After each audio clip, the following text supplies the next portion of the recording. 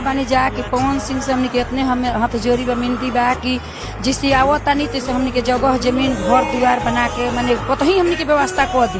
तो सरकारें बदी के हमनी के मानी जा सरकारें और कौन हमनी खातिर हुए हो जाए भगवान के रूप हो जाए कि हमनी के शरण मिल जाए। भगवान मान ले। हाँ हमनी के भगवान मान ले। पवन सिंह जमीन हाँ बड़का उम्मीद रख ले। उम्मीद बा हाँ जो जमीन खरीद दी है पब्लिक ले जाना उनका खातिर आके ले जाना बड़का बड़का उम्मीद हमनी खातिर दादा हुए बा।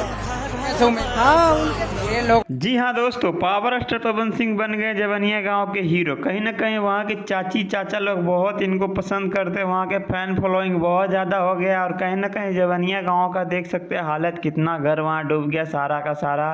और पावर स्टार पवन सिंह को देखने के लिए वहाँ के फैन फॉलोइंग सारा लोग पुल पे एकदम मौजूद हो गए। अगल बगल पानी, कहीं ना कहीं डर भी नहीं था उनको कि गिरेंगे तो कहाँ जाएंगे। कहीं ना कहीं पावर स्टार पवन सिंह को फिर से मदद करनी चाहिए, वहाँ के लोगों को घर बनाना चाहिए।